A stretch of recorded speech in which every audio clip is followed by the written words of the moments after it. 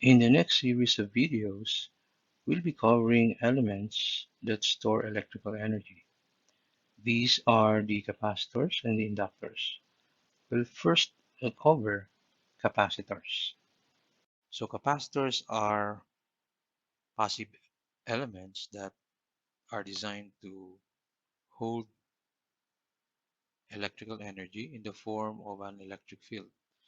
So these capacitors are made of two conducting plates that are separated by what we call a dielectric material. So this material can be made of paper, oil, mica, plastic, ceramic, or even air between the plates. Now to access the capacitor, we attach conducting materials or terminals on the plates. Now, when we connect a capacitor to a voltage source, so we connect the plates to the source,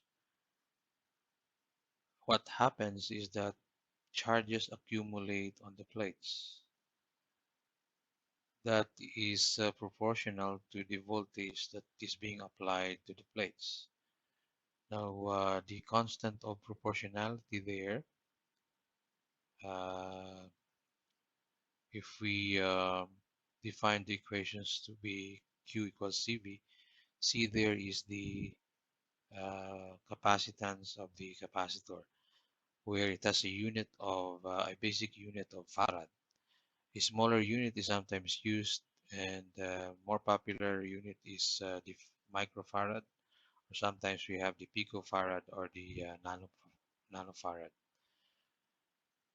Capacitance is actually a function of the physical design of the capacitor. So C is actually proportional to the area of the plates and the distance between these plates. The constant of proportionality there is what we call the permittivity of the material between the plates. To so if we have a larger capacitance, that what that really means is that the capacitor can hold more charges on the plates for a given applied voltage. One plate being positive and one plate being negative. Now these charges on the plates actually creates an electric field that holds the energy stored on the capacitor.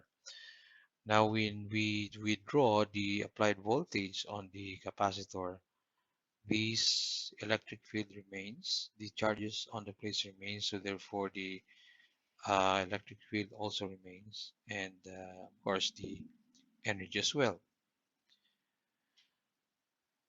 We can identify a capacitor by its two parallel lines with terminals connected on the two parallel lines. If a parallel line has an arrow, we call that capacitor a variable capacitance capacitor. While if it has no arrow crossing the two parallel lines, we just call it a fixed capacitance capacitor. When a capacitor is charging, so meaning charges are being deposited in the plates, current is actually flowing towards the capacitor. Conversely, if the capacitor is discharging, what that means is that current is flowing away from the plates. So these are examples of capacitors. So on the left we have fixed capacitors, and on the right we have variable capacitors. Capacitors are widely used in several electrical and electronic equipments. So we can find them in radio and TV systems on the tuner stage of these systems. You can also find them in cameras where they are usually used to charge um, a device that actually creates the photo flash of the cameras.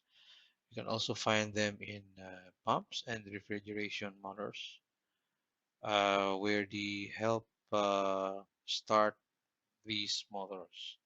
You can also find them in electrical power systems, uh, where they're used to improve the operating efficiencies of these systems. And last but not least, you can also find them in computer systems where they're being used as memory elements.